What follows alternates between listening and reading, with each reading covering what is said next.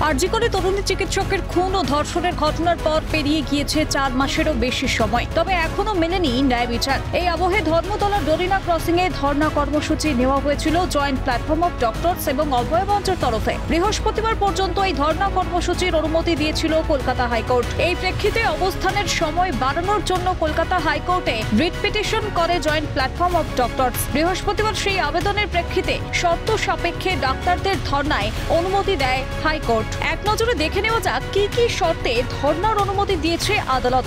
আগামী 27 ডিসেম্বর থেকে 31 ডিসেম্বর পর্যন্ত এই ধর্ণা কর্মসূচি চালানো যাবে। এই 5 দিন সকাল 10টা থেকে রাত 9টা পর্যন্ত ডরিনা ক্রসিং এর একই জায়গায় ধর্ণা চালাতে পারবেন ডাক্তাররা। ওই জায়গায় 100 জনকে নিয়ে ধর্ণা চালানো যাবে। পাশাপাশি এই ইস্যুতে কলকাতা পুলিশের রিপোর্ট তলব আদালতে। এই মামলার পরবর্তী শুনানি আগামী 2রা জানুয়ারি। এর আগে ডাক্তারদের তরফে দাবি করা হয়েছিল, আমাদের আবেদন যেহেতু বিচারাধীন রয়েছে, তাই যতক্ষণ না হাইকোর্ট আদেশ দিচ্ছে ততক্ষণ আমরা এই ধর্ণা কর্মসূচি চালিয়ে যাব।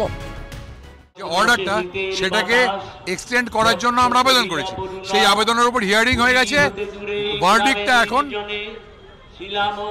রিজার্ভে রাখা আছে। তার মানে সেটা সাবজুডিস, আমাদের আবেদনটা সাবজুডিস, তার ভিত্তিতেই আমরা এটা কন্টিনিউ করছি। বিচারাধীন বিষয়ে পুলিশের কোনো হস্তক্ষেপ করার কথা নয়। আমরা রায়ের জন্য অপেক্ষা করছি, কারণ হচ্ছে শুনানি হয়ে গেছে, রায়দান স্থগিত আছে। আজ রাতেও রায়দান হতে পারে বা কালকে হতে পারে বা অন্য কোনো দিন আর একটা দ্বিতীয় শুনানির দিন দিতে পারে কোর্ট। ফলে হচ্ছে যে বিচারাধীন বিষয়ে পুলিশের হস্তক্ষেপ করার কথা নয়, কারণ সংবিধান আমাদের রাইট টু প্রোটেস্ট দিয়েছে। প্রতিবাদ করবার অধিকার, শান্তিপূর্ণ প্রতিবাদ করবার অধিকার সব নাগরিককে দিয়েছে।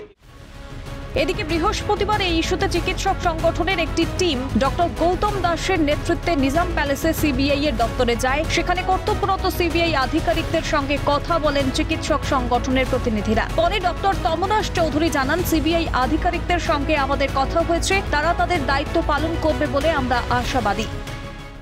সিবিআই বা নিজাম প্যালেসে আমরা আধিকারিকদের সাথে অল্প সময়ের জন্য হলেও দেখা করেছি, কথা বলেছি এবং আমরা আশা করি যার যা এই ঘটনায় দায়িত্ব আছে তারা পালন করবেন এবং আমাদের অভয়ার ন্যায় বিচার হবে।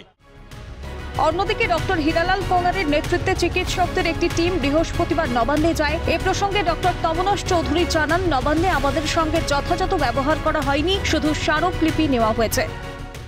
যারা নবান্নে গেছিলেন তারা যথাযথ ব্যবহার পাননি, তাদের সাথে কোনো আধিকারিক দেখা করেননি, তাদেরকে নবান্নের ভেতরে ঢুকতে দেওয়া হয়নি, শুধু আমাদের স্মারকলিপি নেওয়া হয়েছে।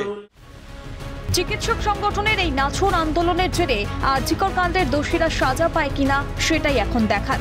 ক্যামেরায় সোনাই ঘোষের সঙ্গে বিক্রান্ত রায়ের রিপোর্ট, ক্যালকাটা নিউজ।